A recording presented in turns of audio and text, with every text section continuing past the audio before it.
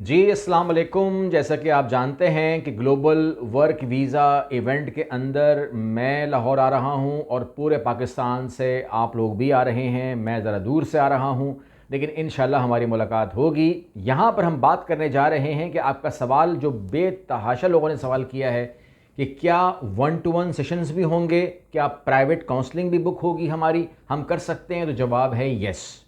आपके पास जो वेरिएंट्स हैं वो है, आप 30 मिनट की बुकिंग करवा सकते हैं, आधे घंटे की काउंसलिंग प्राइवेट बुक करवा सकते हैं, उसमें 1 महीने का बैकअप सपोर्ट होगा मेरी तरफ से।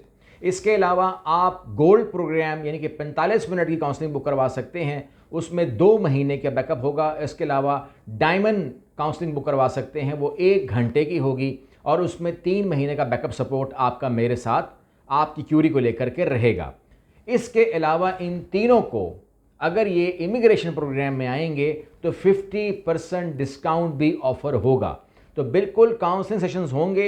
इसके अलावा अगर आपके दिमाग में कोई और तजवीज़ हो तो आप ऑफिस से कह सकते हैं, रिक्वेस्ट कर सकते हैं, दे विल अकोमोडेट। लेकिन प्राइवेट काउंसलिंग सेशन 1-to-1 होगा। जल्दी से बुक करवा लीजिए, बिकॉज सिर्फ और सिर्फ ये 3 दिन के लिए है। जब वो गुजर जाएगा फिर ना कहना कि हमें खबर ना हुई।